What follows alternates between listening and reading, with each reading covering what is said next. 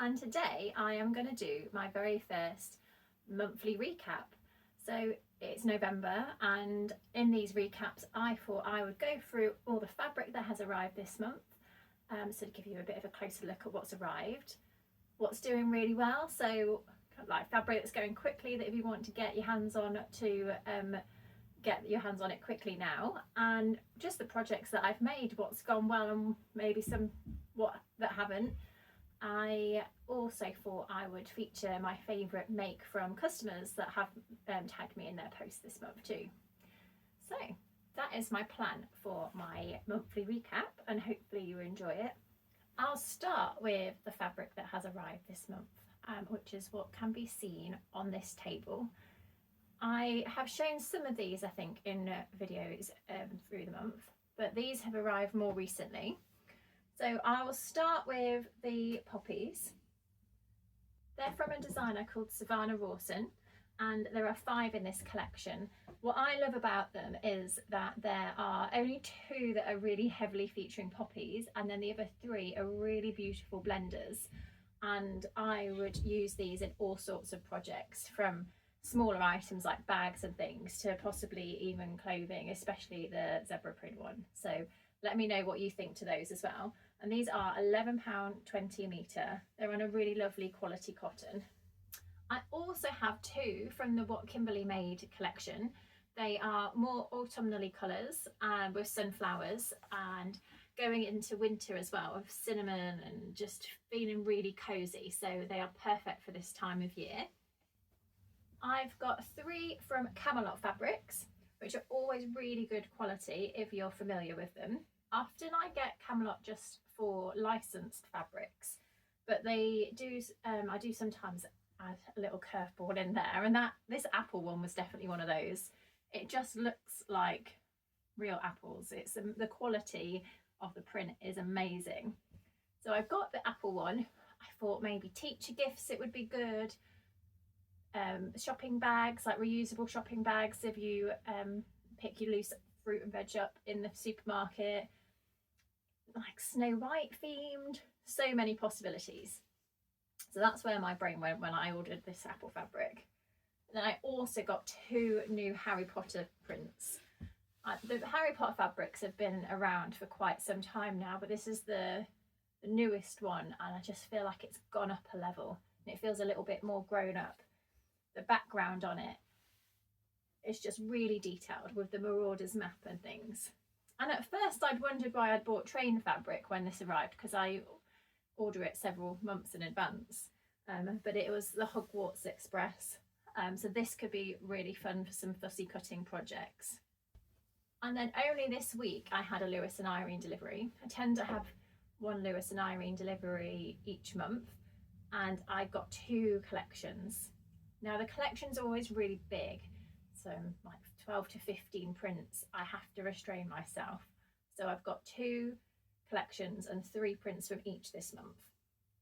Now, if you know me and you follow me on social media, you know I always have a frog fabric. I don't know why, but frog fabric seems to sell really well. Love them or hate them, I think they're adorable.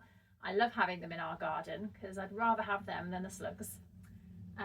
So I got this one in 3 colourways. It's Creeks and Rivers, I think. Yeah, Rivers and Creeks is one of their Small World collections.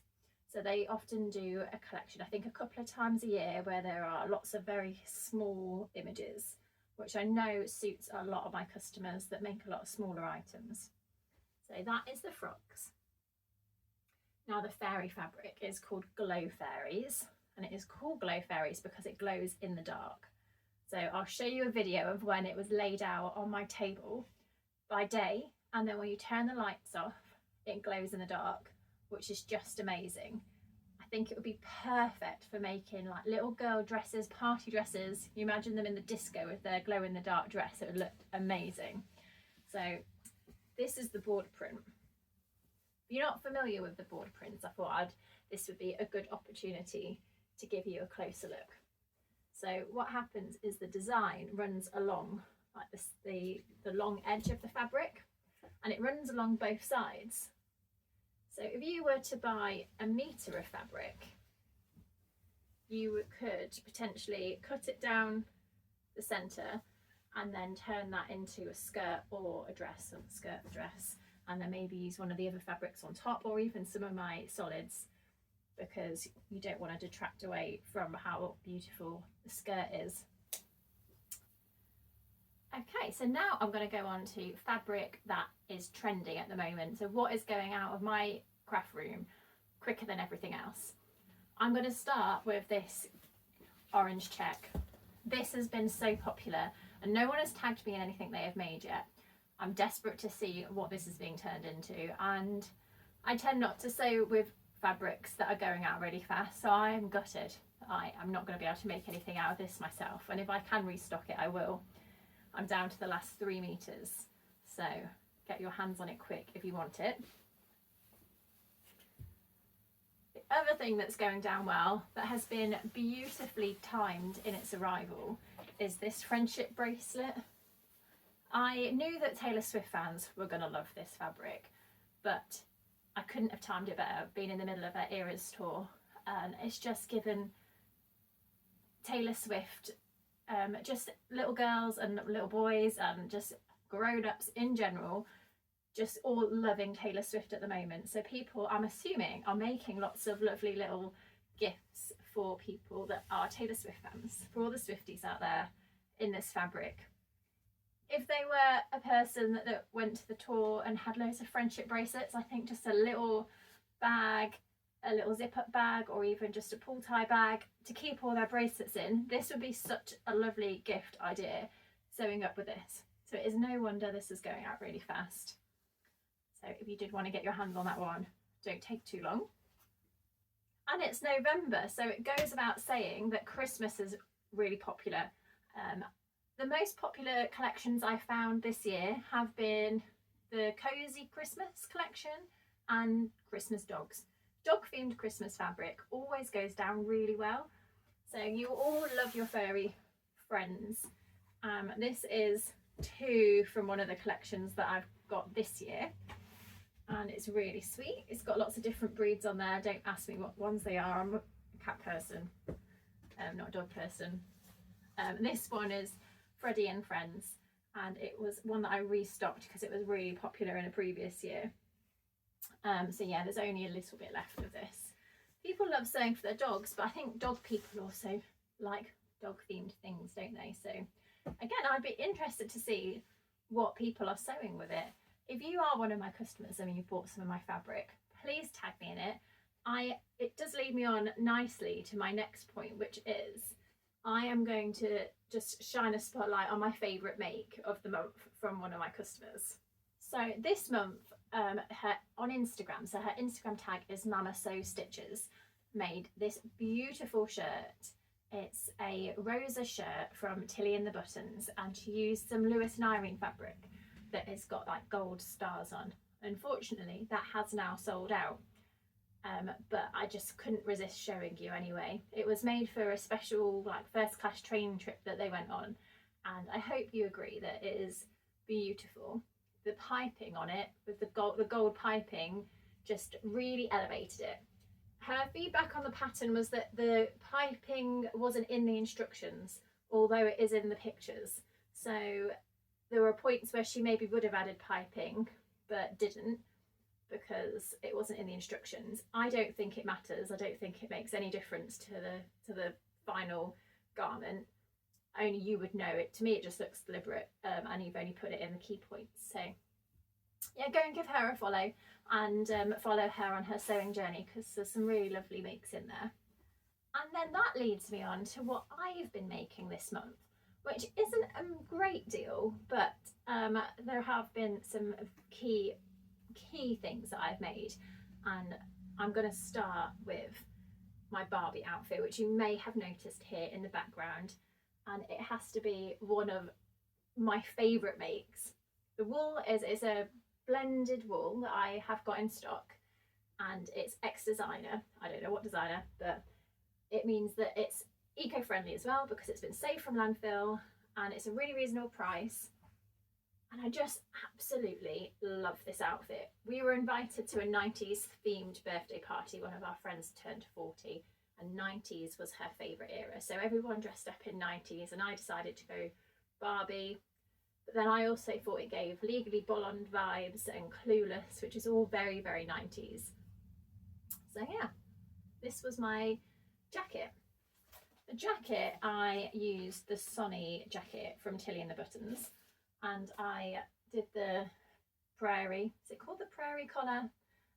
Which is just basically the bigger collar. And for the skirt, I used this Great British Sewing Bee book. This book has actually been amazing. It comes in like a separate pattern pack, and you have to trace over the patterns, which are all placed on top of each other, which is a bit of a minefield. However, I have made probably at least 4 things from this book, including shorts and a sheared dress, that skirt, and I'm sure there's another one. So I would recommend it. It is, getting a book like this is a really good way of getting loads of patterns for your money. Our buttons I got from our local antique shop called Notions Antiques, and I had an amazing time rummaging through all their antique buttons in there.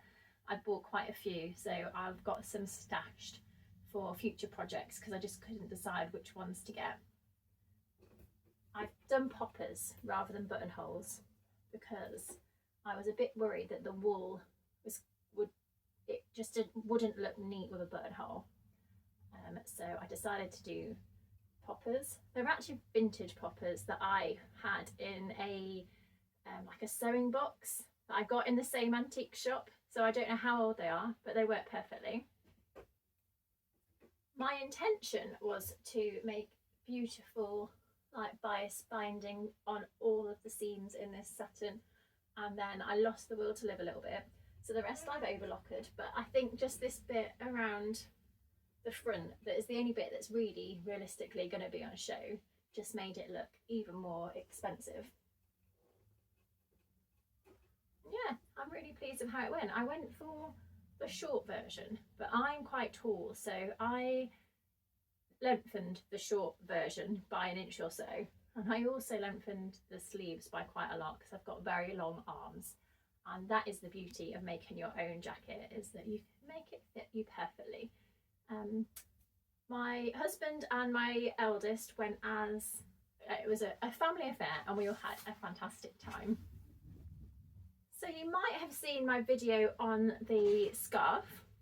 Now, before I filmed the video on the scarf, I was really happy with this dress that I made, and then I made the scarf using what was left from the dress.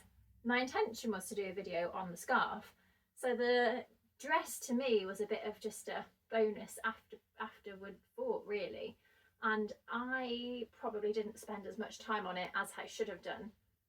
I am very much a life is too short to pan match. However, I have massively failed on this project. Even people that have been sewing like me for I don't know, 15-20 years make mistakes, and this was a real rookie error. The weave of the fabric is fine, but it hasn't been folded onto the bolt very well for this particular fabric that I've got in. So when I lined up the pattern pieces, I used the natural fold, and I just haven't paid enough attention at lining up the check, and you don't realise how obvious it is until you're wearing it. So if you do see the scarf video, you'll know that I have tried to make this dress better. I've taken off the skirt and I've straightened up the skirt, but the top, I'm just not going to be able to. I'm just going to have to live with it, and I'll probably wear a Christmas jumper over this most of the time anyway, but I'm not going to give up on it. I'm just going to leave it here as a reminder to always take your time, and that mistakes happen to even us people that have been sewing for a very long time. Even when I went to fix this skirt, I put the pockets back in because you can't be without pockets, and I've done them inside out, so the overlocked like seams are now on the inside of the pocket rather than the inside of the dress, and it's obviously a bit shorter now because I've had to level it out, but that's okay because I'll be wearing it with tights most of the time anyway. So yeah, that is my recap from the month. I hope you found this interesting. I hope you found the sound quality a little bit better, because I've treated myself to a new microphone, and I'm hopefully next on the list is to get some nice lighting in here, and so we'll see how the December update goes. Thank you for following, and do not forget to subscribe.